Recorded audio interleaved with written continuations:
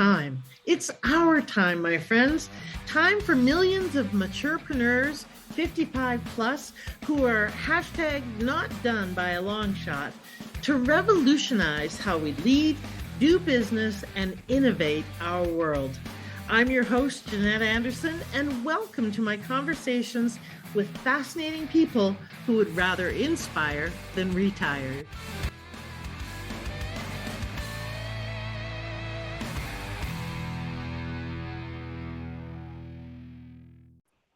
Hello, everybody, and welcome to this episode of the Maturepreneur podcast. As you know, I'm really committed to bringing you people who are too inspired to retire, and nothing personifies that more than Dr. Stephen Hobbs. Welcome, Stephen. I'm glad you're here with us. Yes, great. Thank you. And you're in Calgary, Alberta right now? I'm in Alberta in the beautiful town of Cochrane. Oh, okay, lovely.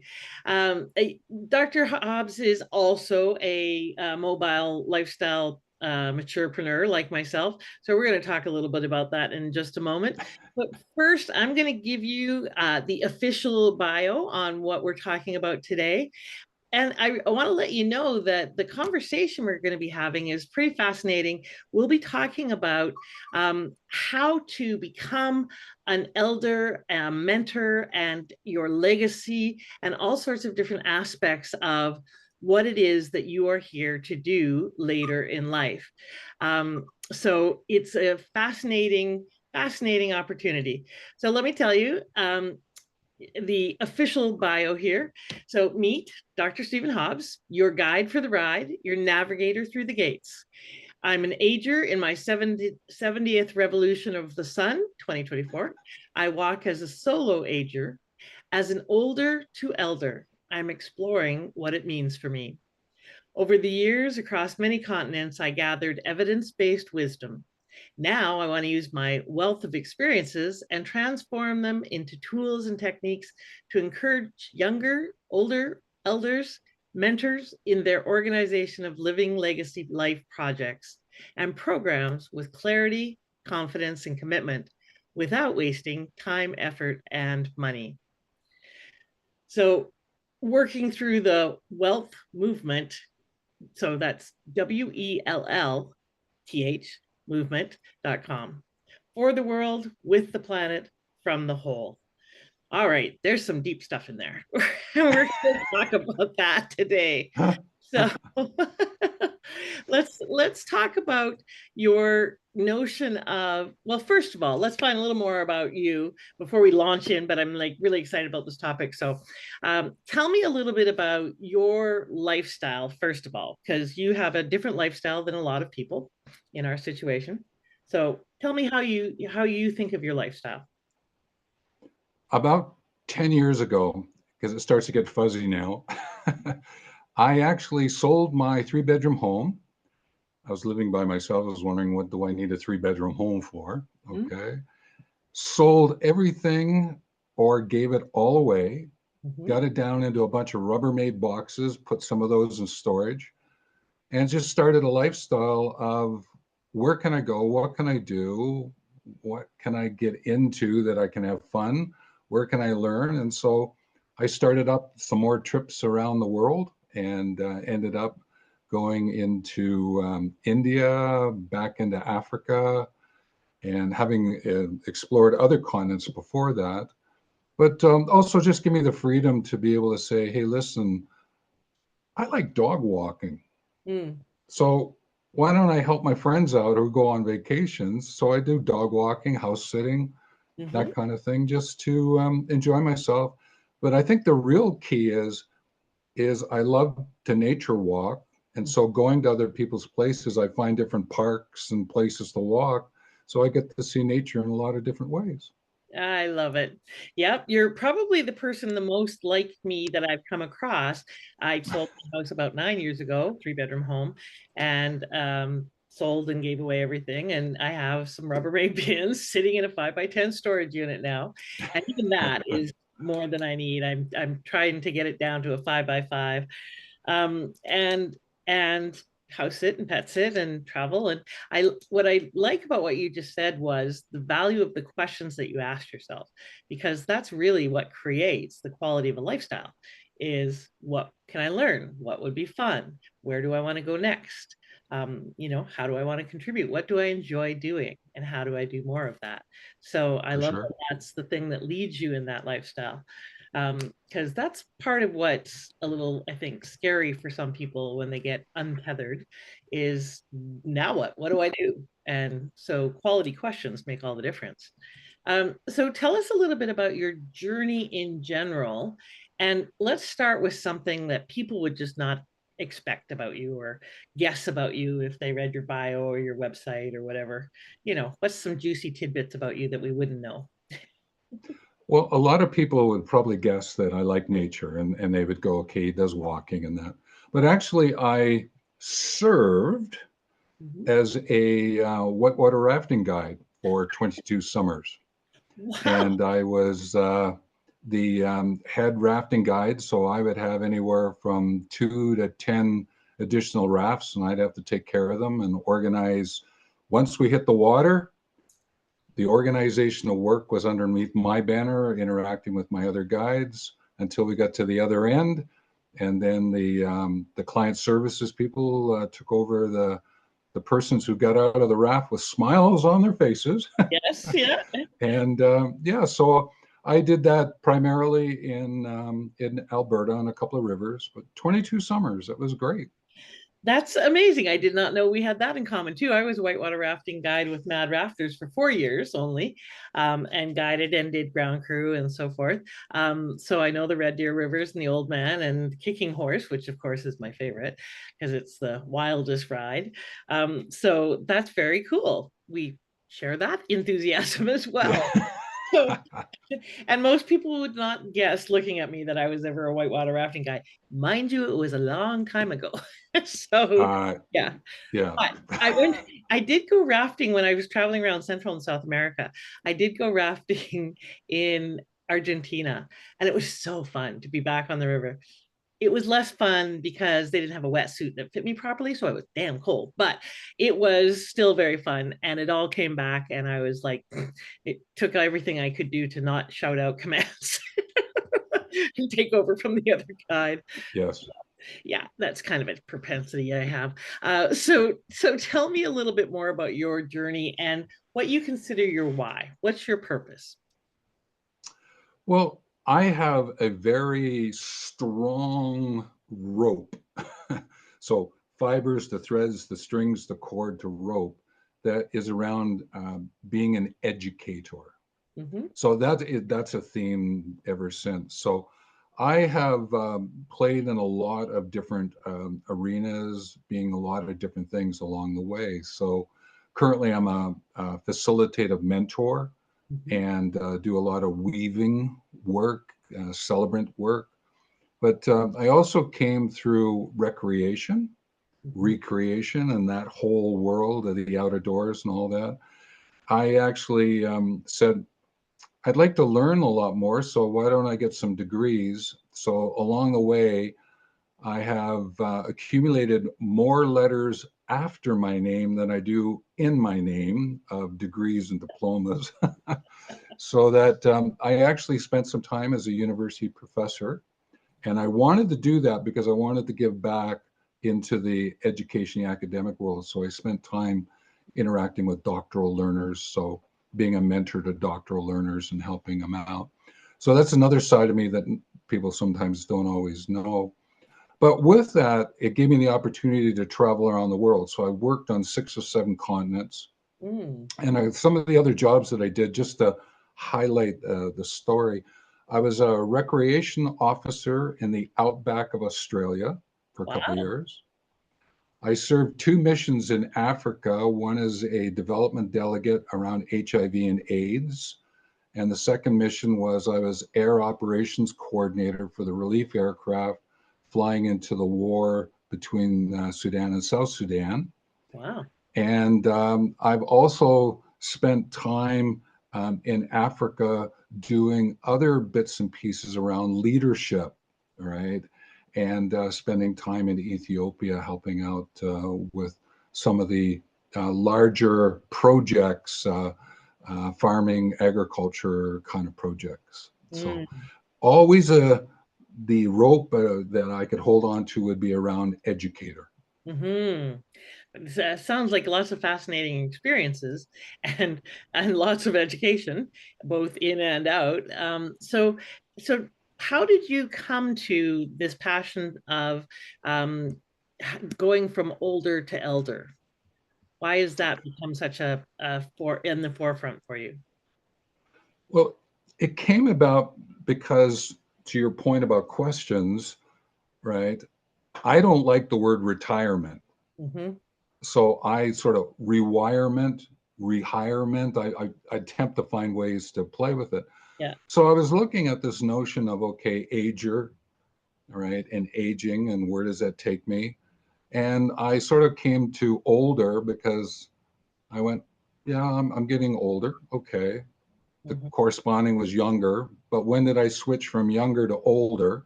That Hmm. was a question I had to ask myself. And then I realized, oh, if you switch out the O to E, I get elder. And I went, oh, younger, older, elder. And then this notion of mentor came about. But it was highlighted, stimulated by my own awareness of my journey and where I was with what I wanted to contribute um, for the world with the planet from the whole, which is one of the phrases that I have. So it just came about because of playing with words, and then I just saw this progression. I went, "Hey, this makes sense." So here I go. So, what is your definition of elder? Elder for me is someone who recognizes that they want to remain relevant and they want to leverage their experiences somehow, but there is an acknowledgement that takes place within their community. Now, in some areas that we know with First Nations, Indigenous groups, they have elder as very much woven into what they do. There's some institutions that we know that have woven that in. But where I'm coming from is this notion of a community or a group of people understanding about you want to remain relevant, you want to leverage your experience, and we'll recognize you as an elder because of who you are and how you present. But there's an underlying aspect of this, and it took me a while to figure it out. But for me, an elder is someone who wants to determine the quality of their experiences. Mm. Sometimes we hear about persons saying, well, as I'm getting older or I'm aging and sort of a declining, and they might use words like that. And I went, no, no, no, no, no, time out. No, no. We're Exactly. not going down that road. We're not going down that path. And I just decided that what is it that's in behind? And I don't want to lessen my experiences. I want to improve, focus, strengthen my experiences. Mm. And so, elder to me is someone who steps into that, right? Finds a community that they would like to interact with, share education and experience. Mm. Wow, there was a lot of richness in there. I was furiously writing notes. So I really love the definition of someone who wants to remain relevant and leverage their experience. I think that that is like both a way of being and a philosophical intention and a focus that keeps us from becoming that crotchety person who's focused on decline. And, you know, in terms of words, I call it refirement or refiring instead of retiring, because as far as I'm concerned, I'm just getting, you know, fired up. And so away we go. And I There you think go. those words are very important. Um, in her book, This Chair Rocks, Ashton Applewhite talks a lot about the kind of insidious nature of thinking, both in our own brains and in society, around aging and what that means.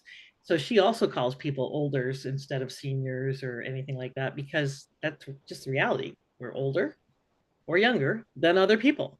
Period. It's not a static state.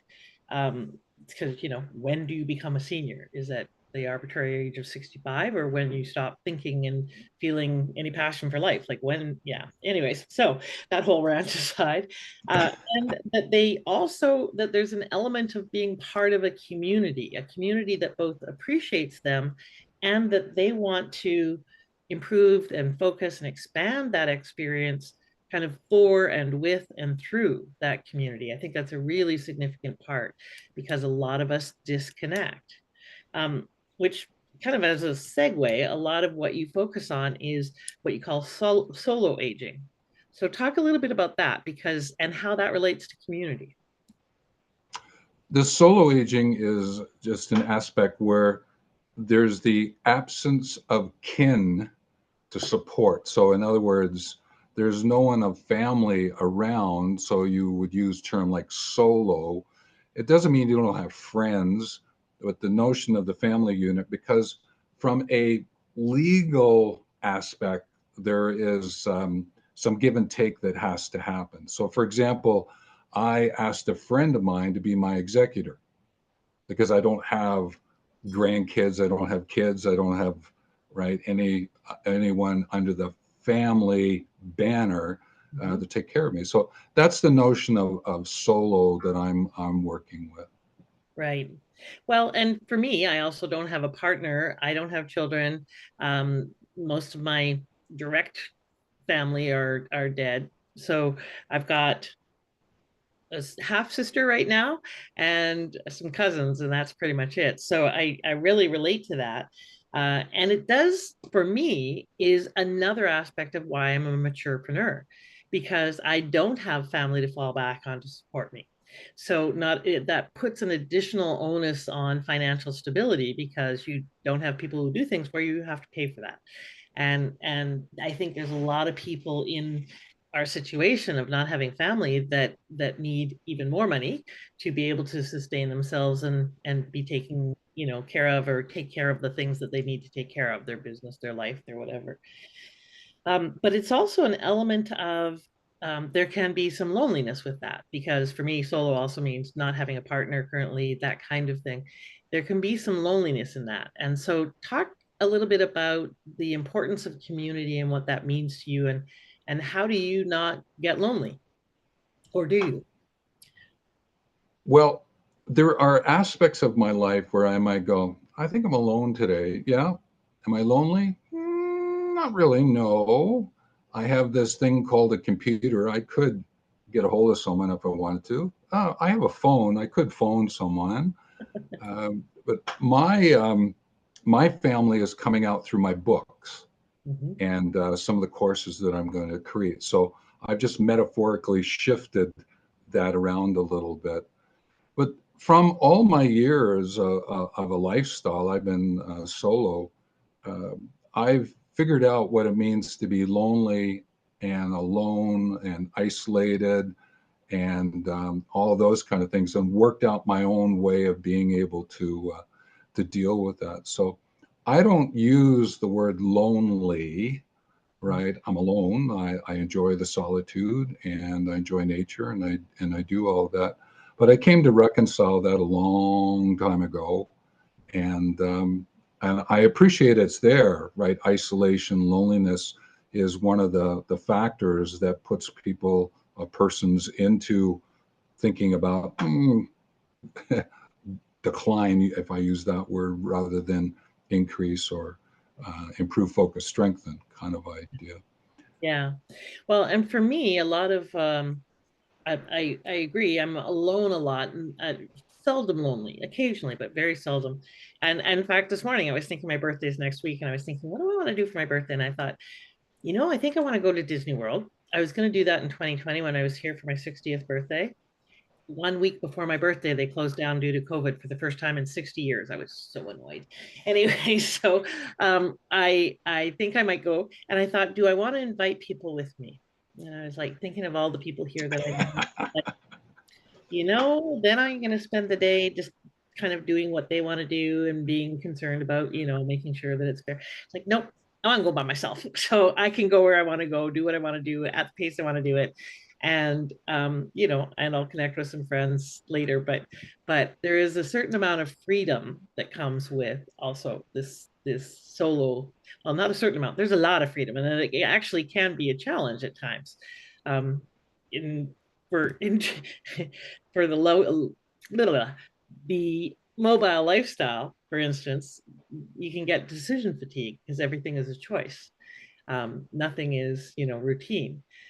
So that can be an interesting thing. And community, I have found being mobile is a bit trickier because I'm in a new place, not for long. I can plug into the community a bit, but not with depth. And maintaining my relationships and community with family, with friends, with client takes quite a bit more effort. How do you think of community and how do you create community for yourself? I'm going to go back to playing with words. Okay. Community is common in unity. So, what's the level of commonness that unifies me with Mhm. persons? And if you take communication, you got community and move the C, the other side of A, you get action. So, what's the level of commonness that unifies me into action? So, this is how I look at what is it that I have in common with those I want to interact with. And usually it's around legacy and mentoring Mhm. and those terms in nature walking. But also, it's do you care and share? Mhm. Right? Caring is sharing.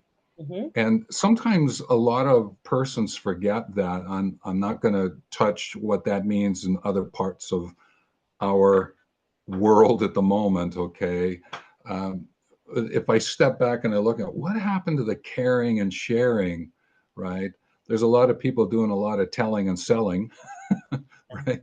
But the caring and sharing. So if there's a community that allows for this commonness of caring and sharing to improve focus and strength and whatever it is that we're looking at doing, then I think there's a lot of support, right, that can unfold in there. But more importantly, it's what can you then infold into? What can you contribute to it? And that's why legacy and mentoring. How can you use those to contribute into the community? Mhm. So I play with the word to frame it so that I can understand how I play it out. Mhm. I'm a mapper. I'm a Yeah. visual learner, and Yeah. so often you might even see me doing it here is I look over to my whiteboard in my head Yeah. and go, Exactly. oh, right. So I got that diagram that allows me, and I Yeah. just Yeah. go there. So That's great. I love it. Okay, so speaking of legacy and mentoring, what does legacy mean to you and why does it matter? legacy for me is about the useful what's that you gift others so that they can learn something from your experience. Now, Hmm. the useful what's are time, effort, and money. So we have these available to us time and effort and money. And what is it of that in combinations or single, whatever it might be, that you want to gift, not give a gift? It's a different, I think of give from the head, gift from the heart. Hmm. Okay. So I gift others. In other words, I gift it so that they can learn something from my experiences. Now, you can take a look at time and go, okay, that might be from volunteer. Effort might be the volunteering effort, but if I do it through mentoring, money might be, well, I might invest some of my own money in the mentoring arrangement, or if I want to contribute to some project in Africa, or if I have the philanthropic wherewithal and I want to create a building somewhere or a water sanitation program. Mhm. It's this interpretation of time, effort, and money, but it doesn't have to be. We sometimes think of legacy as this ward on a hospital or this da. It can be just simply your time to be able to do peer mentoring, Mhm. um, interacting with youth in this younger older conversation, So it's those useful whats you gift others so that they can learn something from your experience. Mm. I really like that definition, the useful what's that you gift others. And the distinction between gift and give. I haven't heard that before. So that's also, I love how you play with your brain and with words. Okay, so how about mentoring? What does that mean to you? Mentoring is someone who is a guide on the ride. They're with you, but the key element, and this certainly distinguishes it from coaching, is that there's the encouragement that the mentee asks the mentor questions. Coaching tends to go the other way, the mentor asking the mentee questions. Hmm. And I think of questions that the mentee is asking. The question that they're asking is a form of issue. So there might be something that's not working or something that is working and they want to do more of it, or they're doing some humble inquiry by asking the question of the mentor. Mhm. And what the mentor is then doing is figuring out what would be the response that improves, focuses, and strengthens the mentee's journey. Mhm. Not to get into, well, here's my explanation and here's my description and these are the steps you must take and all these other kind of things. That's not what we're after. The mentor is there to answer those questions. But what's key here is reciprocal. Hmm. And sometimes mentors lose that, is that if you're mentoring, I believe that eventually it gets to the point that you may not even use those terms because the mentee has now become your mentor Mhm. and vice versa. And this conversation, this collaborative conversation opens up, it's reciprocal. But the other characteristic that I would bring in is it's holistic. Hmm. Often we talk about parts rather than about wholes. Now, this gets into, a whole nother element of thinking and philosophy and all that. But just very briefly is that we're all interconnected. Mhm. And how is it that you can allow that collaborative conversation to get into that connection, into those structures up from a whole point of view and see the ripples, right? And how does everything sort of fall into play? So the mentor, in some ways, is stepping back, Mhm. answering the questions in a reciprocal format that allows for the improvement, focusing, and strengthening. Hmm. It's a very holistic way of looking at it. I really appreciate that. So speaking of the what's, and that the, and by the way, the guide on the ride is also a great phrase, that useful what's that you gift others. You are incredibly prolific. So tell us how many books you've written and kind of what your body of work is to date, because I know you are still creating newly every day. So where are you at right now? I have published, put into play 20 books now. Over the years, I wrote four cons- considerable book chapters, which in today's world could turn into a little ebook. Okay. Yeah. But they were quite considerable. And that was in the volunteer resources world Mhm. because I came through the nonprofit section quite a bit. I've probably, if I counted up over the years, I've done about, I'm just going to use a round number, about 300 courses. Everything from learning how to canoe to how do you communicate in the outdoors to ethical decision making to how to develop teams in the workplaces, mergers and acquisition culture, all these kind of things. So about 300, some of those are a couple hours to 7 days, right? I've done that kind of idea. I don't know how many articles and blog posts and articles from that perspective I've written. I'm probably getting into the between 500 and 750, I think, at this point in time.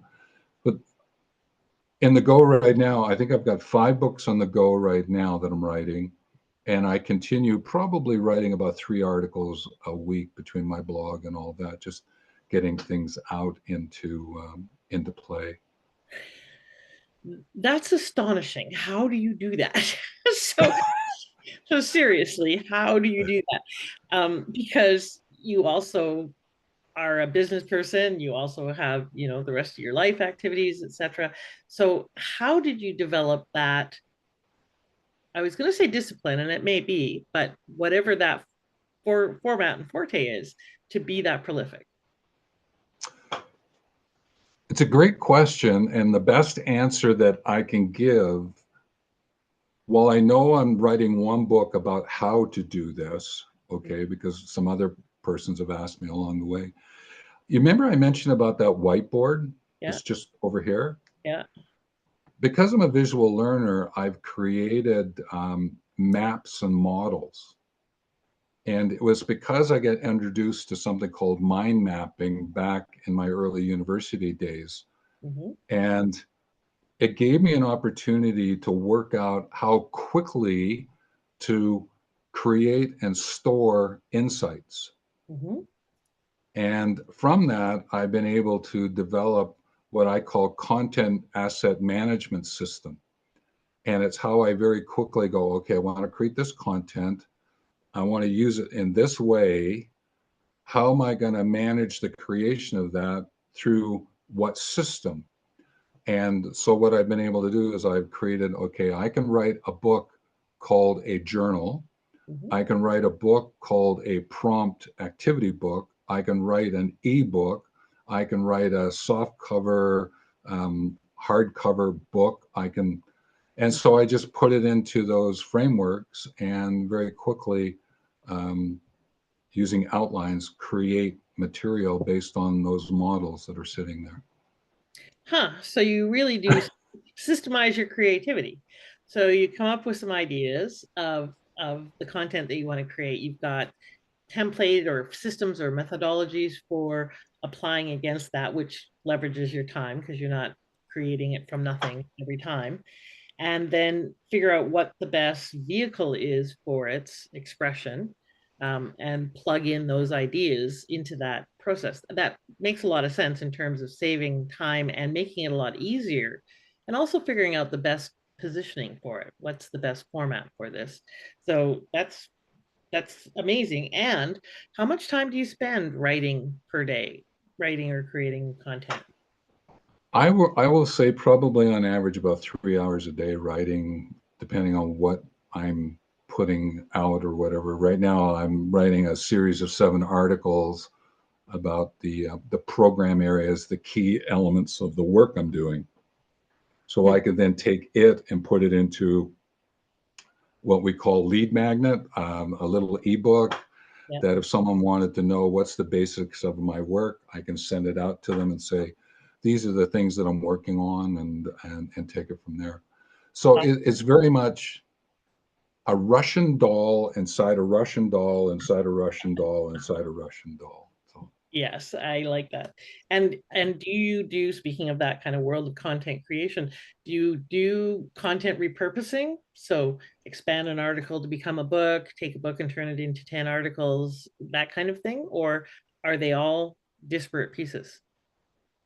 it's a combination of all of that. Sometimes I write the book and then I'll cascade it down. Sometimes I will write a bunch of things and contage it up. It just depends on where I am with whatever is going on at the moment. So, for example, I'm writing a book called The Next 50 Elder. Hmm. So, it's what does it mean to be elder in your next 50? So, I use that term. Some people talk about midlife, moving into latter stages. I just use the term next 50 elder. And so there's 9 main chapters with intro and exit. So there's 11 modules to the book. So I've outlined it and I've started going in and writing it. But each module could be its own ebook, Mm. the way that I'm writing it, because I have this prompt book way of writing using what are called action outcomes.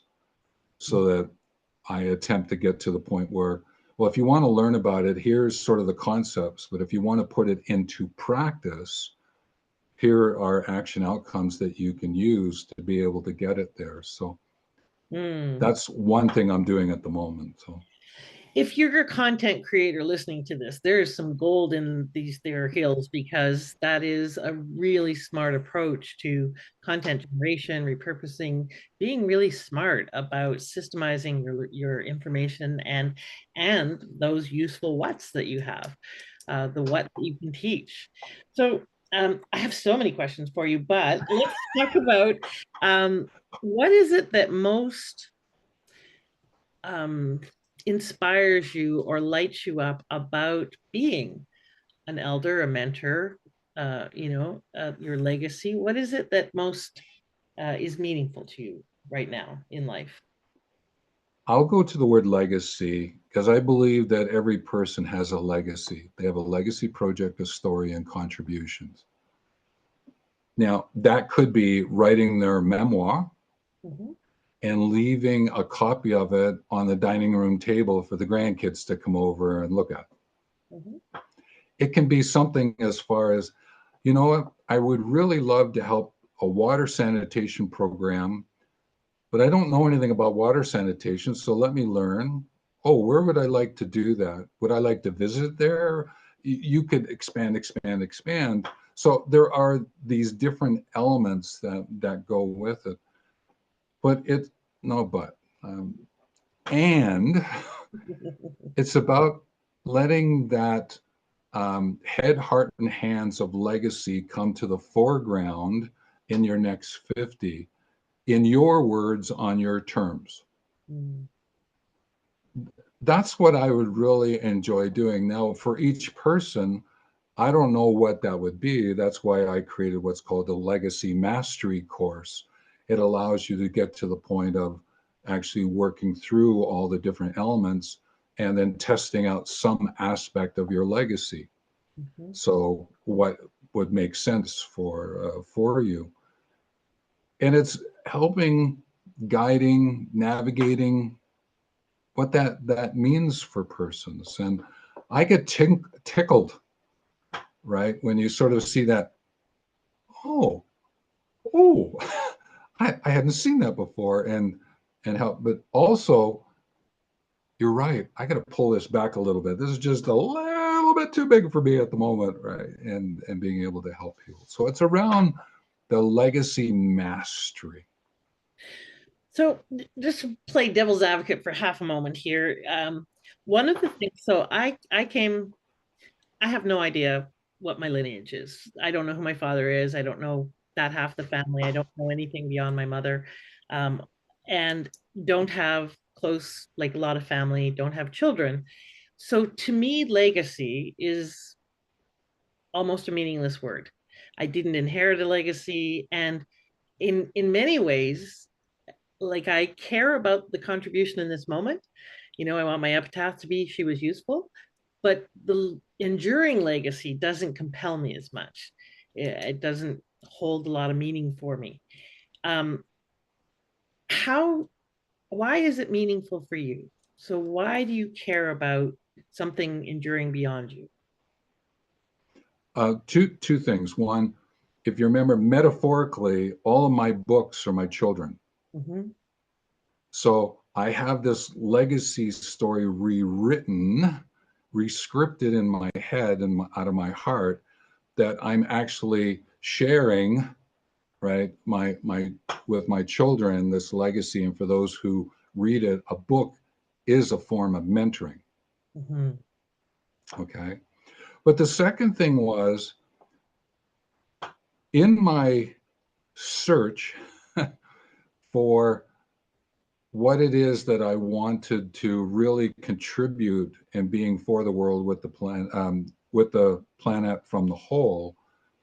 I was looking for a word that allowed me to sort of encompass what that would be, and legacy was there because now again I'm going to play with the word legacy. Okay, all right. mhm. Of course. So leg, a, c, y. My leg is my walking. What do I want to leg up? What do I want to walk with? What do I want to contribute? And the A is actually slightly, ah, I see why I want to do this. Mm, So if there's something that's calling to you, and that's why I always ask people, what are 5 key words in your life? mm, Because there's a legacy in there somewhere in those 5 keywords. yes. Now, those keywords may be nouns or they may be verbs. But what you do is, as you start to play with those 5 words, things start to happen. And you go, well, I'll put some motion into their movement. I'll put my leg into that. And Mhm, I see this combination. Now I understand why I want to do this. And that's my legacy. mhm, And that's how I get to persons to understand it. So a lot of people tie it to family. I understand that. And there is that aspect of it. But there is also, if you're here for a reason, mhm, a word like legacy, give my leg, I see why. It's a way to do it. You might go, well, what's my gift? What is it? A lasting impact?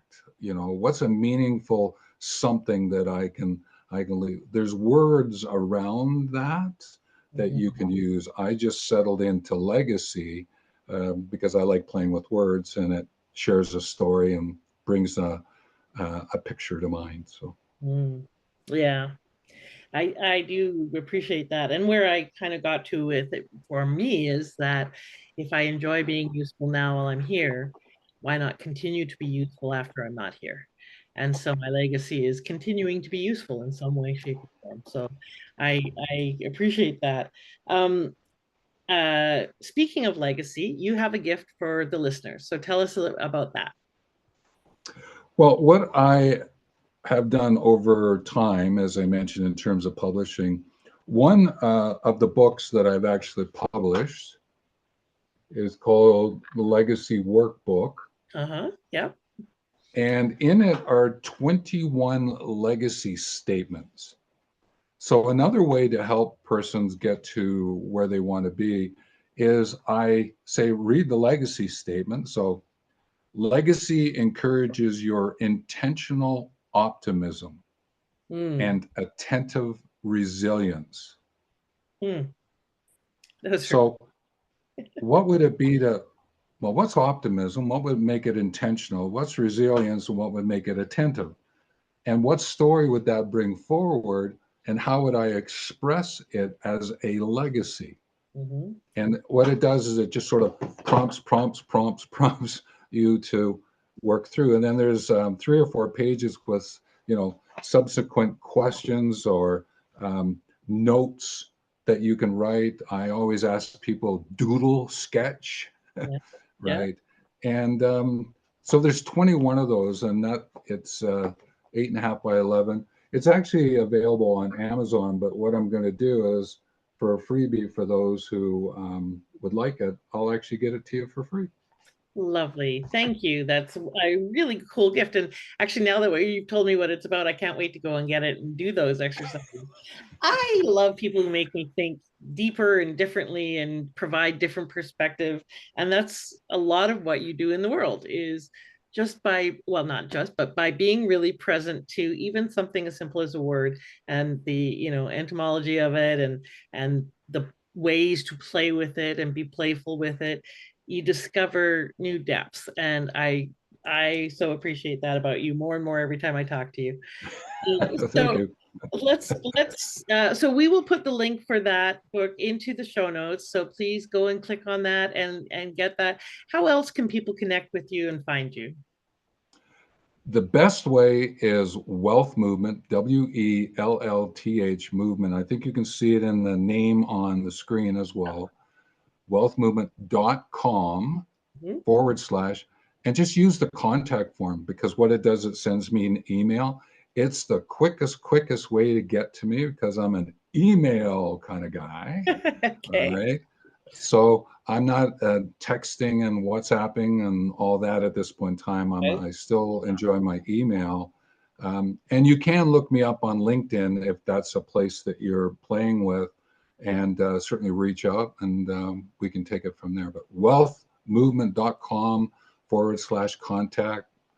send me what you would like or questions you have, and I'll get back to you within, it's less than usually 24 hours because sometimes I do sleep. I don't believe you. And tell me, you also do mentoring and work with people and do programs and offer those. Can they find that information on that website too? Yeah, wealthmovement.com/mentor. But again, if you're interested in learning more about mentoring, or you would like some mentor support to mentor, or you would even like certification in mentoring, co-founder and I created the International Mentoring Community as a shared legacy project. Mm. And we have our own YouTube channel and all of that. But what we're doing is we're going to start offering more deeply now the certification, the certificate of practice of journey mentor, Mm. and get that out for the world. But yeah, Awesome. on the So website, mentor, it's there. awesome. So, for those of you who are avid lifelong learners, that could be your next step in terms of learning and expansion in terms of how you provide those useful whats that you gift others. So that could be something to consider. And certainly, if you're not clear on what your next steps are, or where you might want to go, or what you might want your legacy to be, Stephen is a wonderful, wonderful person to connect with to, as you can tell, stimulate those thoughts, get you home, and really support you in, I'm going to call sinking into yourself, coming back home and sinking into yourself. And what does that mean? Who do you want to be now in that next stage, the next 50? And we really need to shift our thinking around in our society, because used to be at 65 you retire and you die by 70 or 75. Now people being born now are living to 120, 130 are estimated to. So really 65 is midlife, or will be very soon. So we need to start thinking about those next 50, and maybe for some of you the 50 after that. And for so it's a retraining of our brain and our society to recognize that, you know what, we're not washed up at 65 or 70 or even 80 or 90 or 100. We're still here, relevant and valuable. So wake up and start seeing people for who they are.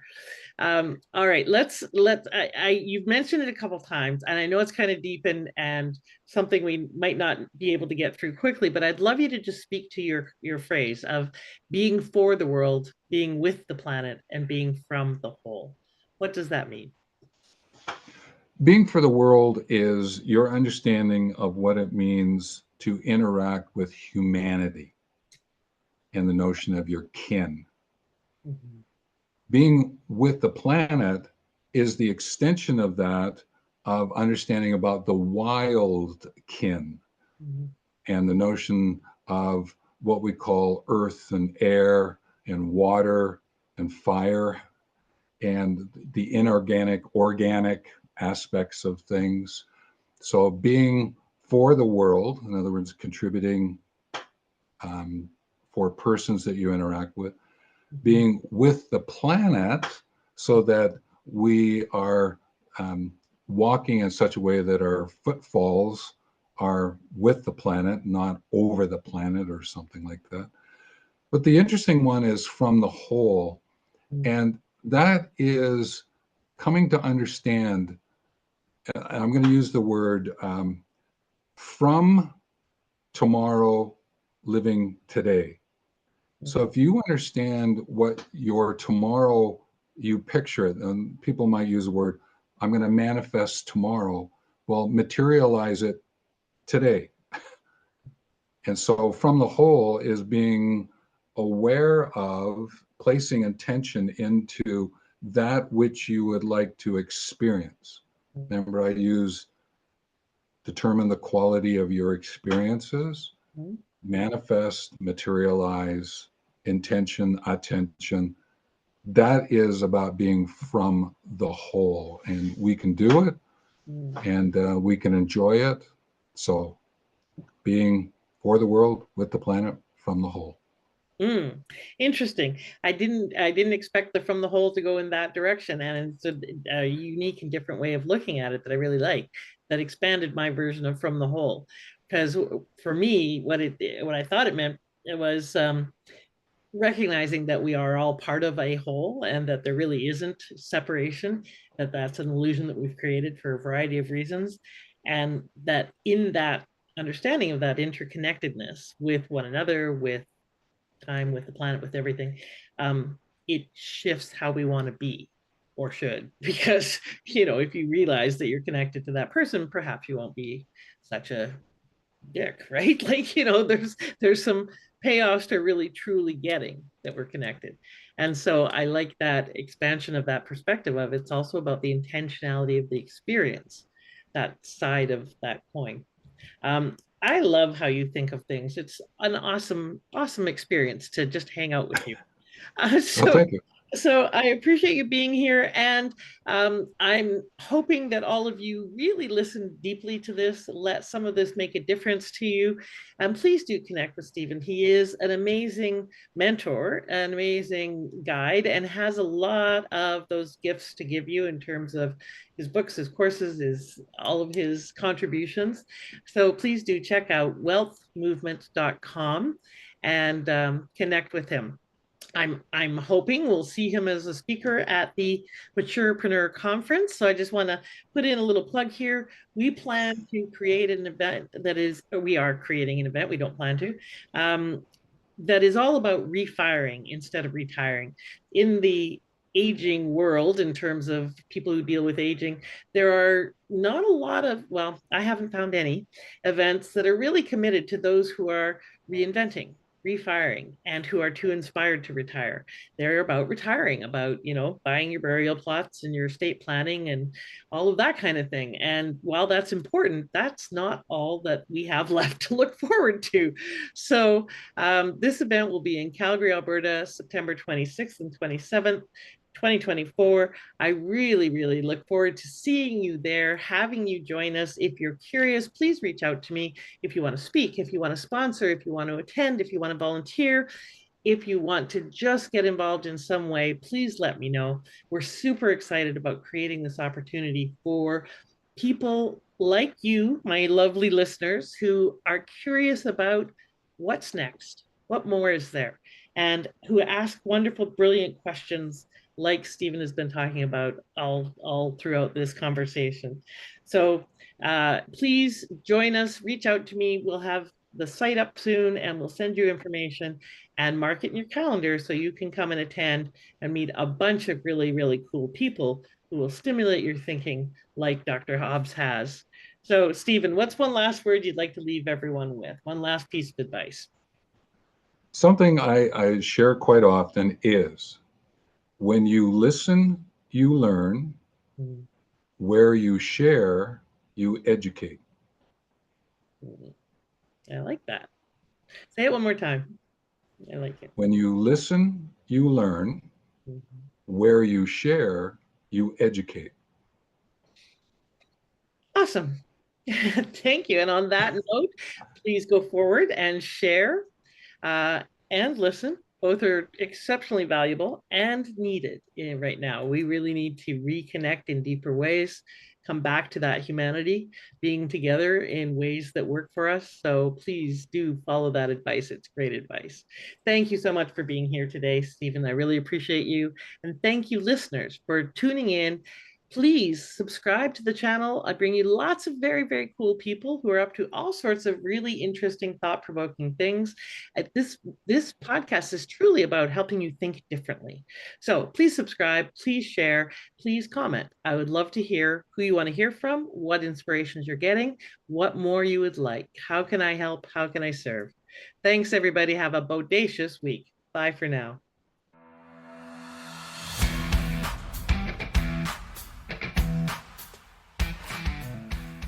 Thank you for listening.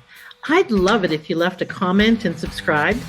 And I encourage you to apply one aha from this interview right away so you can turn your wisdom into wealth and your contribution into positive change.